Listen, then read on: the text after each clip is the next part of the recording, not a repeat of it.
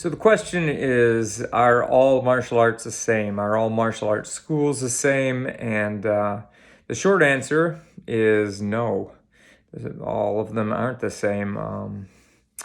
So today, I guess to answer that question more, we're going to look at the what I break down as the five areas, basic areas of martial arts. There may be more, but these are the five main areas of martial arts.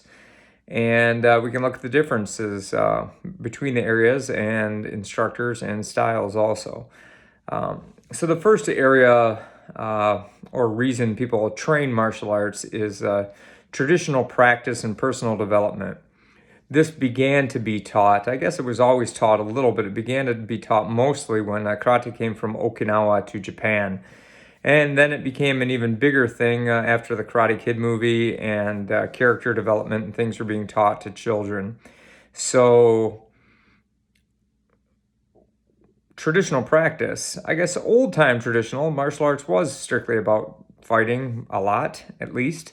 And but now traditional practice has a lot of ritual, a lot of bowing, things that are done just for the sake of tradition almost, or maybe not just for the sake of tradition. They do have a purpose and a meaning, but character development, personal development, discipline, focus, things like that are highly prized in this environment.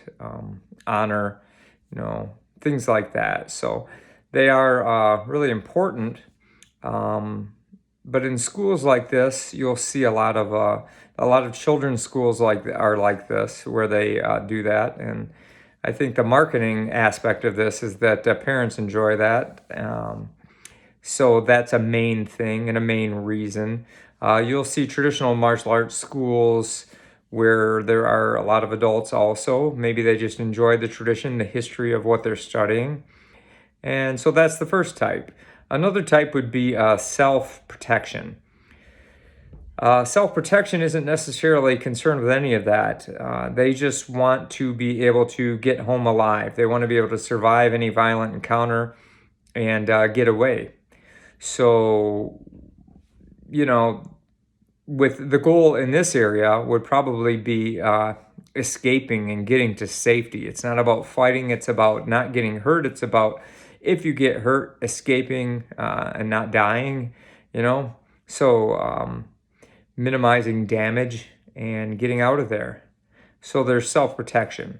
Another area or reason people practice martial arts is for health reasons. Some people like to get fit. They just want to be active. And along with health, sometimes there's kind of mental health. I see a lot of people that get into martial arts just for the social aspect.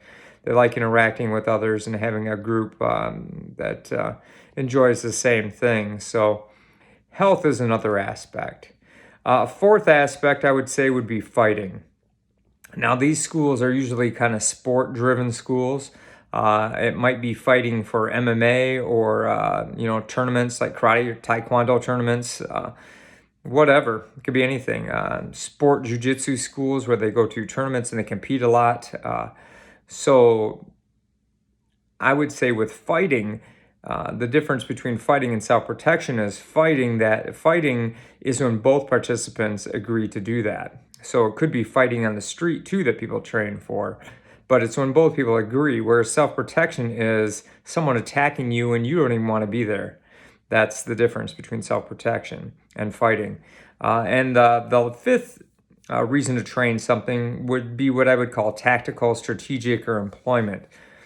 So these are people that train that have specific purposes. Maybe they're in the military, maybe they're police, maybe they are into, like bodyguarding or, protection. And they need skills to train to protect that person.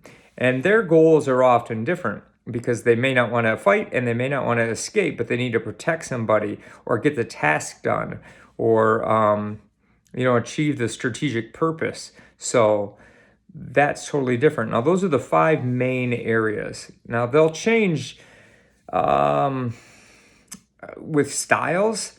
So it's kind of well known that martial arts like maybe Krav Maga or, even some jiu-jitsu or things like that are more I guess, self-protection, related. And, some karate or kung fu programs might be more traditional practice or personal development, but of course it varies. And it varies on the school too. So even though Krav Maga schools might be known more as self-protection, some of them really, to increase revenue or to increase their profit, they've done a lot of fitness things too. So they run cardio classes and things like that. So as part of their curriculum, and that fades into the health aspect. So it changes with the style, it changes with the school, and it changes even with the instructor and the instructor or the owner of the businesses or the owner of the school's focus. One person might have more of a focus on sport fighting, and one might have more personal protection focus. So it depends. And a lot of these areas cross over. They might be good for 2 or 3 of them, you know what I mean? But the percentages change. So if you're looking for something, you need to kind of look around. Don't just ask and have someone sell you something, but be observant. You'll see which area is covered if you pay attention with a critical eye. So again, traditional practice, personal development, the first one of them, self-protection, health, fighting, and tactical, strategic, or employment are the areas. And so those are the areas. Not all of them are created equal. All schools, instructors, and styles might be different. So, look what you want out of the martial arts, and I guess try to get what you want instead of just getting what's close. Don't be afraid to travel. So, all right. Good luck with that, and hopefully it was helpful.